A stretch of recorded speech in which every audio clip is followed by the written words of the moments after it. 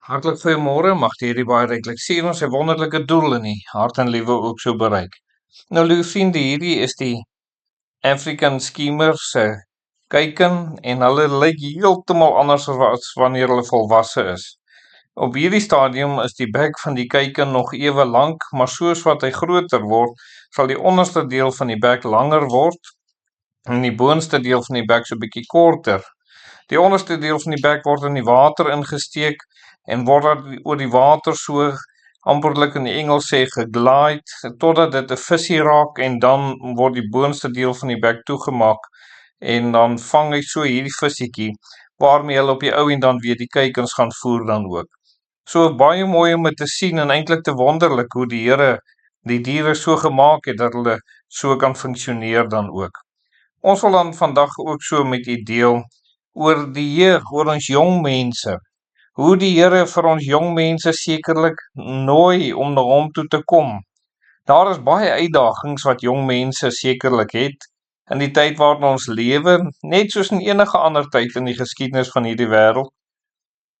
Maar net soos dan word elke jong mens vandag nog uitgedaag om die Here te kom dien ook. En as ons sien hoe min jong mense regtig die Here dien, dan is dit wonderlik om te weet dat jong mense hierdie uitnodiging kan aangryp om die Here ook so te kom dien dan. In Prediker 12 vers 1 lees ons, en dink aan jou skepper in die dae van die jonkheid, voordat die ongelukkige dae kom en die jare aanbreek waarvan jy sal sê, ek het daar geen behae in nie. Dink aan die Here, terwyl jy jonk is. Moenie laat jy met ander dinge vasgevang word en dan vergeet om die Here te dien, en dat jy soveel smart oor jou eie lewe bring, dat wanneer jy ouer word, jy dan nie 'n keuse vir die Here wil maak nie. Maak nou die keuse terwyl jy jonk is. Dis die uitdaging wat die Here aan elke jong mens rig om nou alreeds uit hom te kies as jou verlosser en saligmaker en hom ook so te dien. Verder, liewe vriende, word daar ook in Matteus 19 vers 14 gesê, maar Jesus sê, laat die kindertjies staan en verhinder hulle nie om na my te kom nie, want aan sulkes behoort die koninkryk van die hemele. Ja, dis nie eers as ons die jong mense is dat die Here ons na hom toe roep nie. Dis wanneer ons nog klein is, wanneer ons nog kinders is, dat die Here ons na hom toe roep. En die Here sê dat ons na hom toe moet kom.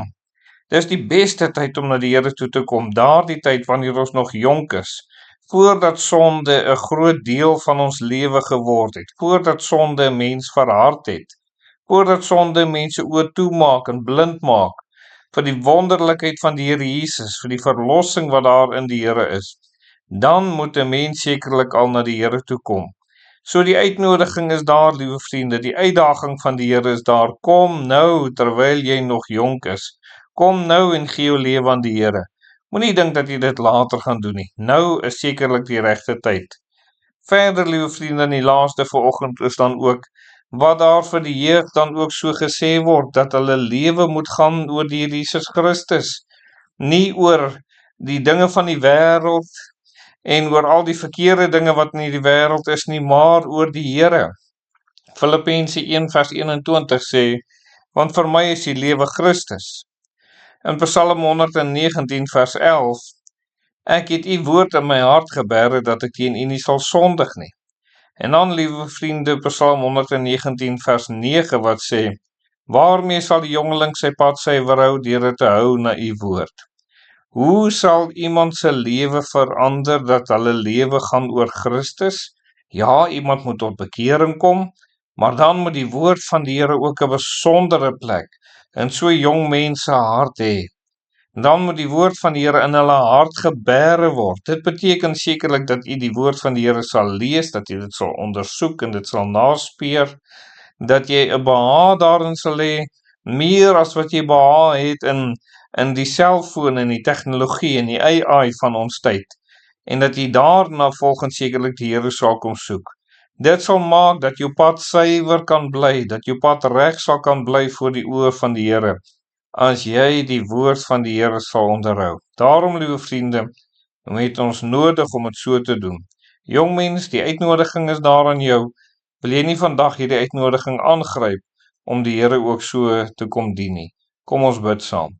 Ons dierbare Here, baie dankie dat ons kan saam bid. Ons bid vir jong mense, dat hulle vandag op 'n punt mag kom om algeheel aan U oor te gee. Amen.